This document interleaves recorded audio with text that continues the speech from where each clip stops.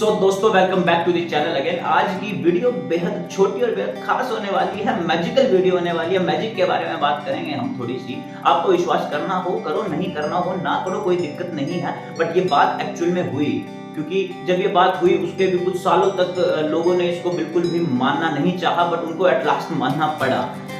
कहानी है benzene molecule की। बेंजीन मॉलिक्यूल जिनको नहीं पता पहले बता देता हूँ। बेंजीन मॉलिक्यूल 6 कार्बन उसके अंदर होते हैं। 1 carbon, 2 carbon, 3 carbon, 4 carbon, 5 carbon, 6 carbon, सभी के साथ में हाइड्रोजन जुड़ा होता है एक और बाकी सभी कार्बन के बीच में बॉन्ड होते हैं। ठीक है, कोई बात नहीं, यहां तक हमें कोई प्रॉब्लम नहीं। अब देखो, साथ के साथ केमिकल बॉन्डिंग जो था, उसकी जो इंफॉर्मेशन थी वो शिखर पे थी। उसको समझा जा रहा था, बेहद अच्छे तरीके से समझा जा रहा था। हम लोग ये जान चुके थे तब तक, जो बॉन्ड थे, फैराडे थे, जो इलेक्ट्रोलिसिस के प्रोसेसेस कर रहे थे, उन्होंने ये बता दिया था, हाँ ठीक है, पॉजिटिव से नेगेटिव तक बॉन्ड बनता है। पॉजिटिव से इलेक्ट्रॉन जाएगा, नेगेटिव तक वो पहुंचेगा इलेक्ट्रॉन, और वहां पर एक फोर्सेस की डेवलपमेंट हो जाएगी, एक बॉन्ड की डेवलपमेंट हो जाएगी। उसको पढ़ा जा सकता था।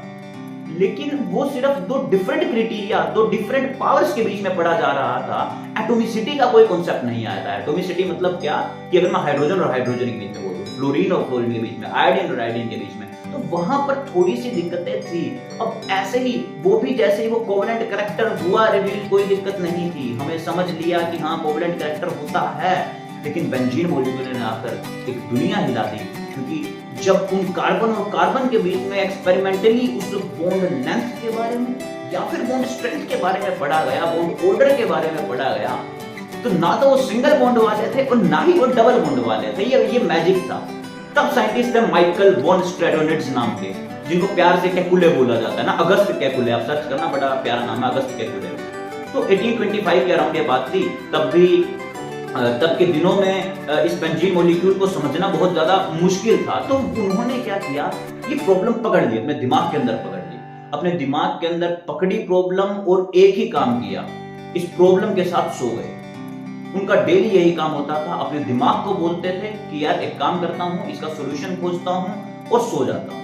एक सॉल्यूशन खोजता हूं इस प्रॉब्लम का और सो जाता हूं। उनको नहीं पता था कि क्या हो रहा है, क्या नहीं हो रहा, क्या एक्चुअल में इसके साथ हुआ होगा। बट वो डेली क्वेश्चन बोलते थे और सो जाते थे। 1 दिन हुआ, 2 दिन हुआ, 3 दिन हुआ, 4 दिन हुआ, थोड़े थोड़े हिंट्स उन्हें मिलने लग गए। थोड़ी कहानी बिल्कुल भी क्लियर नहीं थी, बट वो ये था कि पोर्शन उन्हें मिलने लग गया। तो उनको ये पता चल चुका था कि अगर मैं ऐसा करता रहूं बार, तो इस प्रॉब्लम का सॉल्यूशन डेफिनेटली उन्हें मिल जाएगा। वैसा ही एक दिन हुआ। वो सोकर उठे, उठने से 1 घंटे पहले तक, अच्छा उस रात उन्होंने ये भी किया था, एक पेन और एक पेपर को अपने सिरहाने तकिए के नीचे रख दिया था। तो उन्होंने 1 घंटे पहले देखा, सोने से पहले, जैसा कि उन्होंने अपनी कहानी, अपनी थ्योरीज के अंदर बताया है, जहां तक मैं पढ़ पाया उस कहानी को।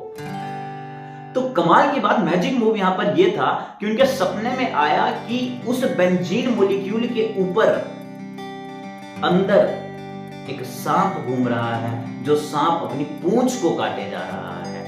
और उनको क्लियर हो गई ये बात कि यहाँ पर एक्चुअल में जो कार्बन थे, वहां पर ना तो सिंगल बॉन्ड था, ना डबल बॉन्ड था, ना ऑल्टरनेट सिंगल डबल बॉन्ड थे।